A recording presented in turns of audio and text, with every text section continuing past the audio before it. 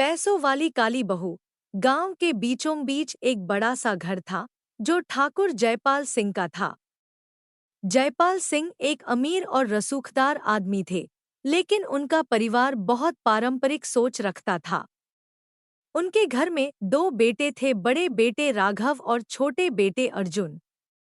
राघव की शादी हो चुकी थी, लेकिन अर्जुन के लिए बहू की तलाश जारी थी। जयपाल सिंह की पत्नी मालती देवी हमेशा अर्जुन के लिए गोरी और खूबसूरत बहू की कल्पना करती थी।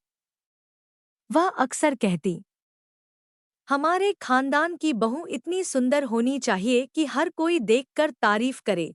अर्जुन को यह बातें खटकतीं, लेकिन वह चुप रहता। पैसे का खेल। एक दिन मालती देवी की सहेली ने उन्हें सुझाव दिया, मालती, मैंने एक बहुत ही अमीर लड़की के बारे में सुना है। उसका नाम सीमा है। वह पढ़ी लिखी है, लेकिन एक बात है, उसकी रंगत काली है। मालती देवी ने तुरंत जवाब दिया, अरे, काली लड़की को हमारे घर की बहू बनाना? कभी नहीं। लेकिन जब सहेली ने सीमा की संपत्ति और उसके करोड़ों के व्यापार का जिक्र किया, तो मालती देवी के मन में लालच जाग उठा। उन्होंने सोचा, अगर बहू काली भी होगी तो क्या? पैसा तो जिंदगी में सबसे ज्यादा मायने रखता है। सीमा का परिचय। सीमा एक आत्मनिर्भर और समझदार लड़की थी। वह अपने पिता के साथ उनका बड़ा व्यापार संभालती थी। उसके लिए रंगरूप से ज्यादा इंसानियत और सम्मान मायने रखता था। जब जयपाल सिंह के परिवार ने उसका रिश्ता मांगा, तो उसके पिता ने भी खुशी खुशी हामी भर दी। शादी तय हो गई, लेकिन गांव के लोग बातें बनाने लगे, ठाकुर साहब के घर में काली बहू आएगी, उनकी नाक कट जाएगी।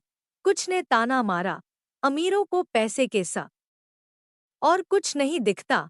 शादी और बहू का स्वागत। शादी धूमधाम से हुई।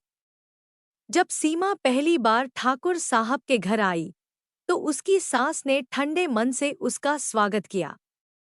मालती देवी उसे देखकर मुस्कुराईं जरूर, लेकिन उनकी आंखों में एक अजीब सी अस्वीकृति झलक रही थी।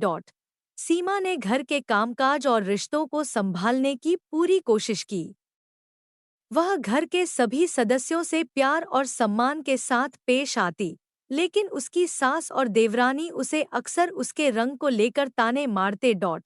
अरे बहन, ये तो सुबह से काम करती है, लेकिन फिर भी दिखती तो काली ही है। देवरान